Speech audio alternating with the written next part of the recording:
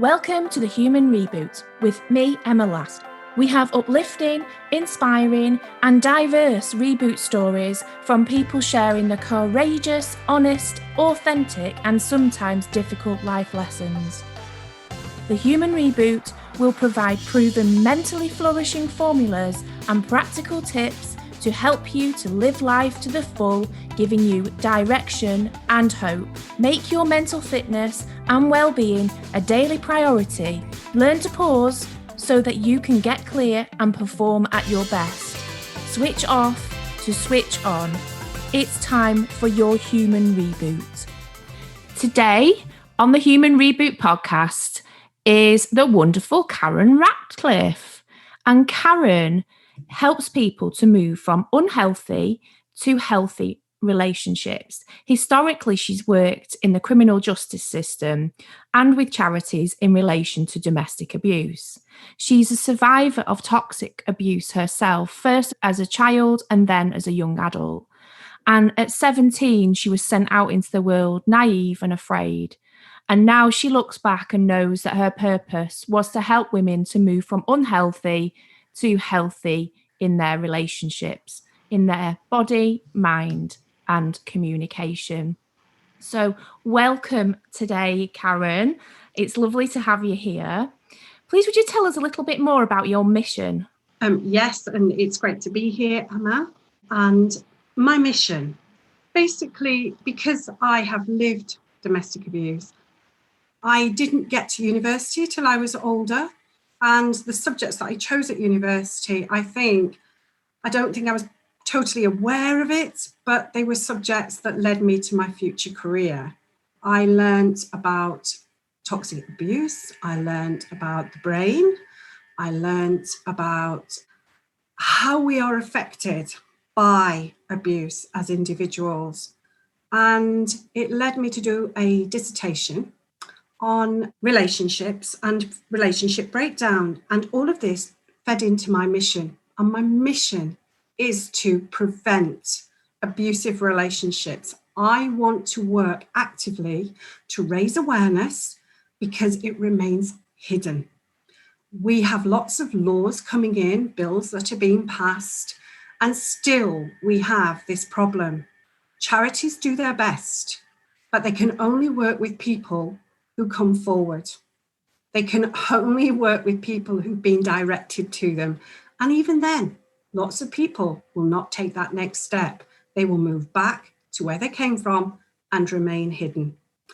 I want to try and encourage everybody in society to become more aware of abusive relationships, to try to understand what to do, who to contact, and how to approach somebody. And also, I want people to come to me and work with me to get clear about whether they are in an unhealthy relationship, because it is very complex and it can be later in the relationship at a point where you start to lose yourself, that you begin to realize that this is an abusive relationship. So I want to get in there at the beginning. Oh, thank you, Karen. So, Karen, please would you tell us the reboot story that you would like to share with us today? Okay. Well, I wouldn't be where I am today, doing what I am doing today, without what has happened to me as a young person. We hear so many stories of, domestic abuse between adults and, their journey. And it's very rare, I feel, that we ever hear the story of those who, as children, lived in a toxic abuse family. One of the things that I would say is, as a child, I didn't see it in the beginning as abuse. I thought it was normal. And I thought all my friends had the same kind of thing going on in their home. And when I used to visit my friends' houses and I didn't see this happening, I used to think there was some problem, something wrong. And as children do, when the arguments and the violence happen and you feel frightened, you put yourself in a situation that you feel you have a responsibility to do something about it. So you make it a tiny mission in your child life to try and help your parents, help your siblings, and try to make a better life for everybody. And so for me, I went to some dark places as an 11-year-old girl. You know, I was basically looking after my siblings, looking after the home. Mum had withdrawn, awful things had happened, and Dad was never around. And when he was around, well, let's just say you've heard the saying, master of their castle, definitely. And so you began to align yourself with your mum to try and make her life better. And one of the things I learned was you can't change anybody, no matter what you do. You cannot help somebody to change their life until they recognize that they need to change their life. So my reboot happened, I think, at the time when I was asked to leave the home. My mum had been drinking. It had been a bit of a bad day, and I snapped. And I'd already become a bit of a problem child because I'd learned that the secrets in our home were best kept as secrets. Nobody seemed to understand. So I was a problem child in that I pushed people away. So in a way, I thought I was protecting my family, but I wasn't protecting my family. I was helping the secrets to stay where they were. And on this day, I had snapped and I had found all the alcohol that had been hidden in various places, and I poured it down the sink. And on that occasion, of course, there was anger. And I basically said some of the things that were on my mind and was asked to leave in the politest or well. So my clothes were in a plastic bag and I was ejected from the home. I had no idea where I was going. I had no idea what I was going to do. I felt totally bereft. But what I did know was I had got strong. I'd got strength in me. I'd got something in me that was going to make me survive. And I was not to doubt myself, and that I had to go forward and make a life. And luckily, someone who I knew somebody else who was willing to put me up on their sofa. So I suppose I was one of the first sofa surfers. Yeah. So I ended up at, it was called the Department of Health and Social Security at the time. And I had to basically report that I was estranged from my parents. And I was very frightened. I didn't know what to do, but I ended up in a bedroom in a shared house. And that's a whole other story. But what I learned from that point was that just as I was learning I couldn't change other people, I was the only person who could help me. And that was a rocky journey. And it was not easy. We as humans have this wonderful thing called denial. And what we do is we tell ourselves stories and we take a lot of blame. And so we tell ourselves that this whole thing was our fault. And then you have another conversation with yourself and you tell yourself, well, stop wallowing in it and do something about it. So that period of my life was where I learned to understand myself. I got myself some help. I went to see a counsellor. We chatted about a few things. And I began to learn that I loved the countryside. I loved walking. So where I was, if you walked half a mile, you got to be around some fields. And so what I found was on my bad days, the best thing for me to do was just to walk and walk it off. And then when I came back, I could breathe easier. I felt less tension and I could begin to plan my life. So I suppose that was the start of my reboot. And how old were you then, Karen?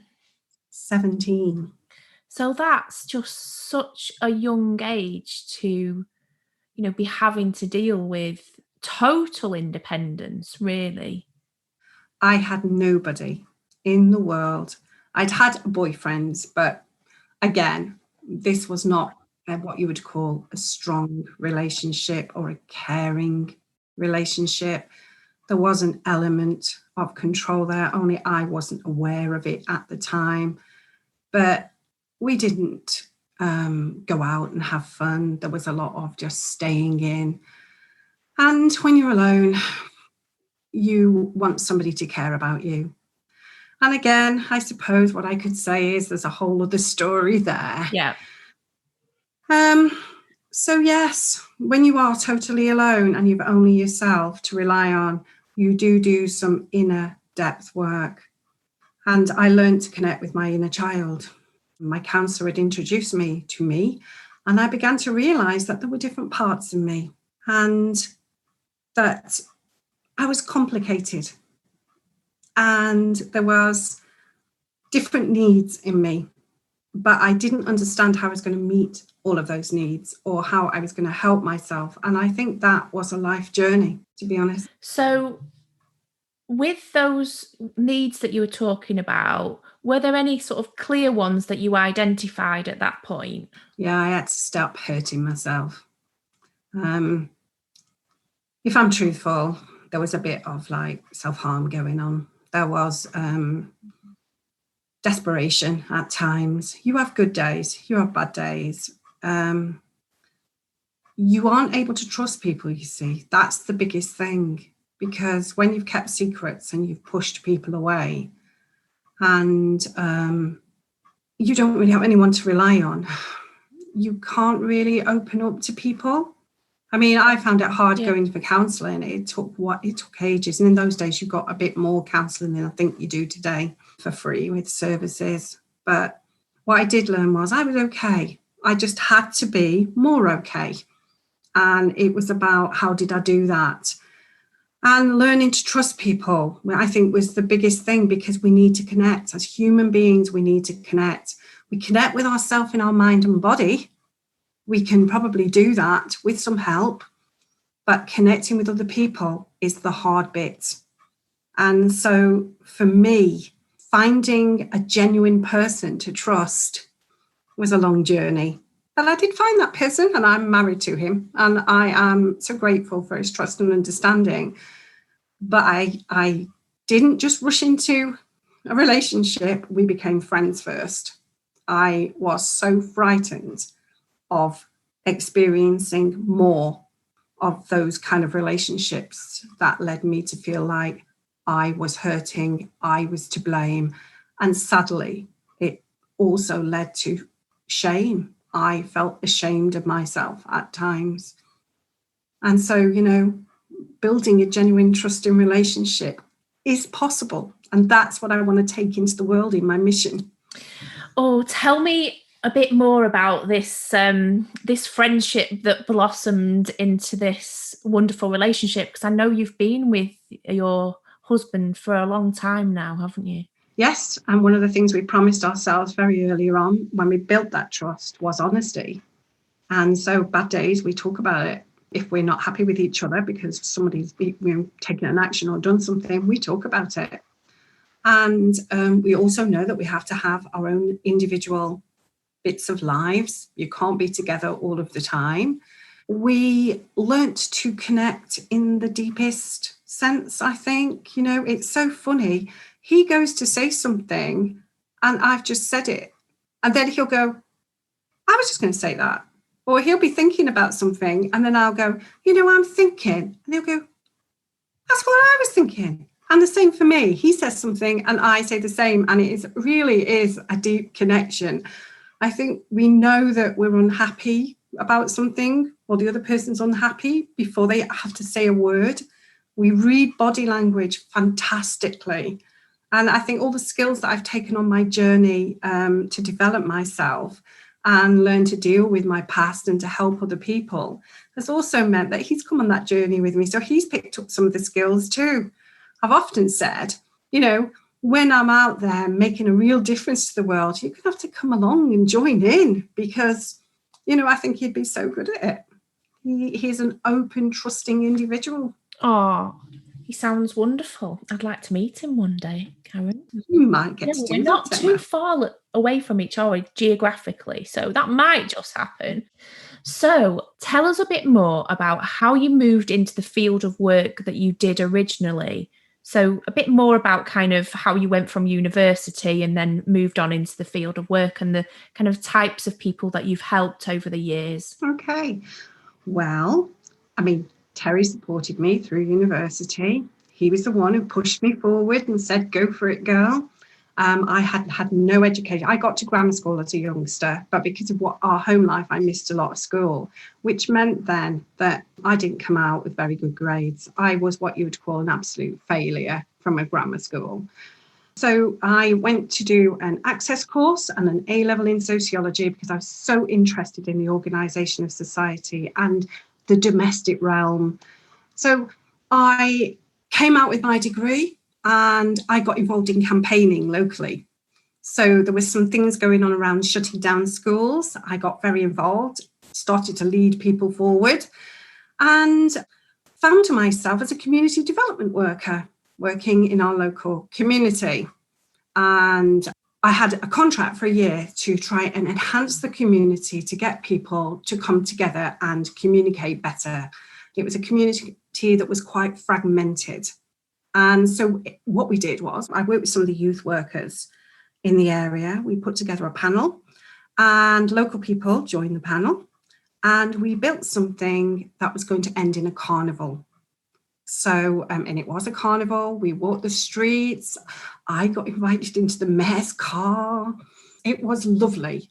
It all culminated in a local youth centre. We got local schools involved, local people involved. We got a drama group together, young people who had been experiencing the criminal justice system. We got them to work with the local drama group to start to express themselves about why they had got into offending. So, they were really into it. They designed their pretend card. It was all pretend, everything around it. So they would open the car doors, they would sit in them, they would talk, they had their conversations, and it was all done without lines. It came from them. And it was the most wonderful thing to see these children expressing how they saw the world, where they felt that they fitted in it through drama. It was an affair. It was called the West End Festival. They converted it into the Transport Festival because it was the year to celebrate transport in the area of Crewe. And I feel it was absolutely amazing and everybody enjoyed it. And it was a really good end to the year of my contract. So from there, because I'd worked in the community and I'd worked on this project, I found myself in the probation service. So I worked as a group tutor. So I learned skills of CBT. We did treatment programs. I worked with people who had committed various crimes. And with some it worked, obviously, with some it didn't. And I felt that the youngsters, the younger people that came on our groups were the people that learned the most. And I think this is when I started to lean towards prevention. I could see that we could reach the younger ones to help them to see that the world that they lived in, their view of the world, didn't have to be that view. And so by using CBT and looking at how they're thinking, their fixed thoughts, their fixed thinking, looking at their fortune telling, their peers and the pressure and managing emotions. And when you are in that situation where you're thinking and then you're feeling, what you're doing is you are then creating meanings. So when you give meanings to the world, it becomes fixed, and that's how you get your beliefs. And so their belief system was based on something that was fragmented and was not working for them, and helping them to change that belief system into something that was about visions of where they wanted to be, positive futures, It was amazing to work on. And I felt so brilliant, especially when we had someone who finished and they'd come to you and they go, thank you so much. We were like, what are you thanking me for? You've done all the work. You're the amazing one. I just helped you on your way. And from there, I moved over into victim liaison. And this is where I came into my own because of my past, because of my training, because of my dissertation on relationship breakdown. I felt this is where I'd found my calling. I worked on panels, multi-agency panels. I helped those who had been offended against. I feel very unsure of using the word victim. You know, it's a label and I'm very anti-label. So I would help these people to understand the sentence that the person who had offended against them had got. I would help them to look at conditions that they wanted adding on to their, you know, to the license of the person coming out of prison. And for that, I had to understand their situation. So, you know, there was a lot of connection and communication and giving them that empathy that they really needed, and learning about the case and having to work with all of my colleagues in a team because we're all in it together. And I also worked as a women's safety worker. In probation, there are offender programs around domestic abuse also. And we do something where we do risk assessments. I became where I was always doing risk assessments. And those risk assessments highlighted any ongoing abuse after the sentence, if they were still in the home with their partner. It was about safety planning. It was about keeping them safe. I love some of the stuff that's been in the new Domestic Violence Act that's just come out. I think it could have gone further. But until those people come out and stop being hidden, okay, none of that is going to matter or work. And I think that society is afraid of domestic abuse. I think we're afraid because there's two things, I think. I think there is a fear because any abusive behaviour could also be directed towards you if you try to help somebody. And I think number two, we're afraid because then we may have to be introspective into our own lives and look at our own relationships. And the one thing I've learned on my journey is that connection, that honesty, that trust is something that it requires such hard work. Thank you so much for sharing your story and also for really kind of sharing more around your mission and, you know, what you want to change and how you want to help. Because I know that I had a recent interview. She was actually with one of my friends. We went to secondary school together, and actually she experienced domestic abuse. And she didn't know what help was out there. And I think, you know, if perhaps there wasn't as much stigma around it and there were more conversations around like the prevention of, then, you know, in terms of what you're talking about, then maybe we might prevent some of these situations getting to the dangerous states that sometimes they do get to. So let's find out a little bit about you. So you said earlier on that you learn kind of at an early age to kind of bring yourself back to you. You used to, you would walk and get some, the countryside and take some fresh air in, and and that helps you to kind of breathe again. So talk to me about how you switch off to switch on, now, because obviously that's quite a number of years ago, isn't it? And, just how do you pause so that you can perform at your best in your work and your home life? Well, I'll be honest with you. Every morning when I wake up, I take a drink of water and I sit and I ask myself, what is today going to be like today? I set an intention of what it is I'm going to achieve today. And what I do is I don't do this every day, and it's naughty of me because I should. Okay. I have a nice little purple meditation cushion. You can get them off Amazon. And it's a little round cushion. And it just helps me to sit on the floor and to get in a position where I feel able just to shut my mind down.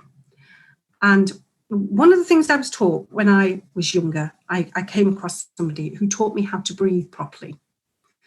And she taught me the 4, 4, 4. I don't know if you've ever heard of that. It's known as square breathing. Right. I just call it 4x4 breathing, but yeah, it's the same thing. Exactly the same thing, yeah. Yeah.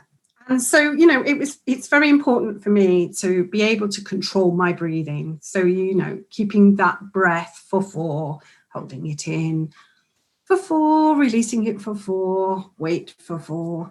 And while I'm doing that, what I try to do is I try to clear my mind too. So for me, when I'm in a position of what you'd call, you're noticing stress levels, you're noticing that tension in your body. You're noticing maybe that your thoughts are a bit scrambled and you're feeling that mild panic. And I think we all do that because we try to fit so much into our lives today. I take 10 minutes out. I know those 10 minutes, if that's all I've got on a busy day, just help me. And I know I can imagine people getting their cushions in offices and just getting off their desks and sitting on the floor and giving themselves 10 minutes. But you know what? Why not? Again, like I said, maybe we've all got to think of a different way of living. And I just shut my mind down, slow my breathing. And I just be still, be silent for 10 minutes. I feel energized after it. I feel oxygenated. And I can usually just return to work and feel that I'm more in control and more calm. And that means I get better work done because I'm not feeling panicky. If I have the time, I still walk.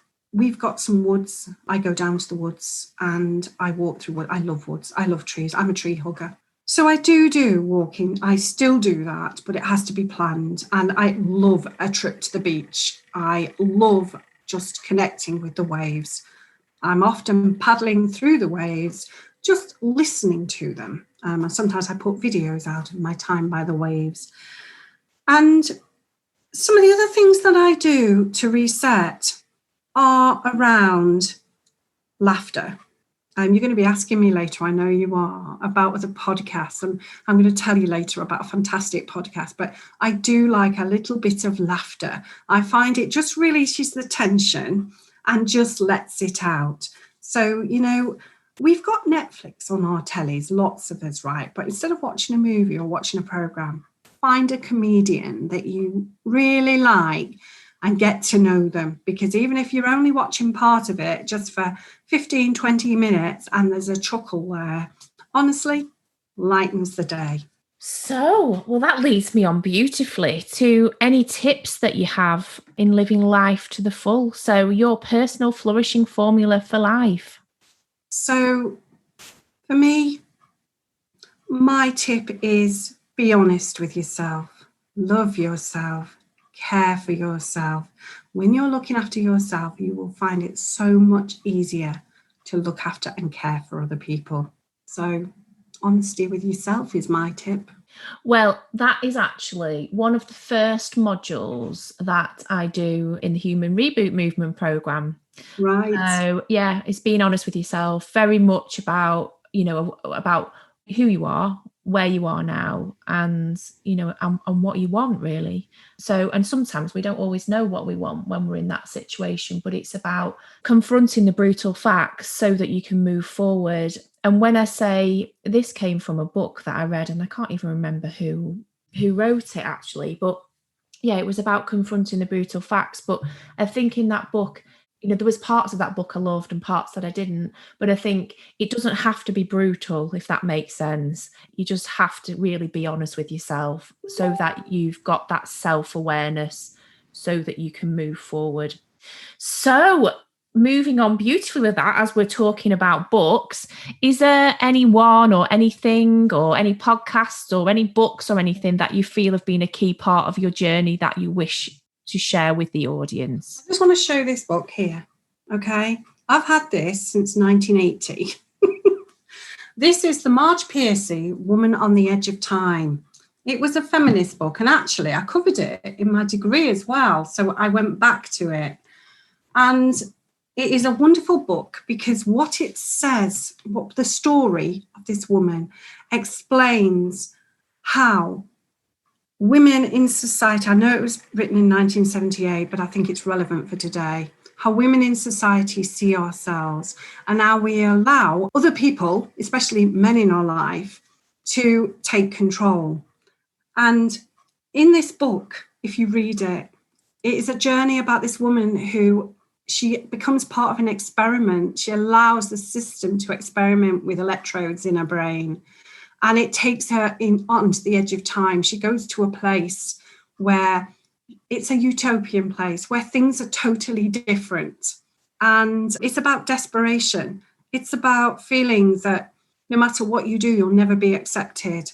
That basically you are looked down upon and you are hidden. And for a lot of women, that story is still relevant today. And so that helped me to put some of my life into context when I read the book, because it was about saying, I can fight back. I can be more than this. And those words that had been driven into my brain, those labels, those beliefs that I had taken on, which were not my beliefs, and a lot of us are carrying beliefs that are not our own. And that's why I say about being honest with yourself. You know, we have choices. We can be whoever we want to be, but what we have to do is learn to undo a lot. And the other book that was really important to me was Jane Eyre. And we all know the story of Jane Eyre. But I remember as a child seeing Jane, standing there on that stool. Her friend was ill. She'd taken on that standing on that stool. She was in a place of cruelty. She was totally isolated, totally alone, but she had her principles. And as she went through her story, her principles never changed. And, she held herself together. And I was like, yes, Jane Eyre, I totally agree with you and get you. And as a young person, I think, for any young person, that is a book to read. And you mentioned podcasts. I just want to get on to Emma Stroughton clowning around. I don't know whether you've ever heard it, but honestly, I talked to you about how there has to be some laughter.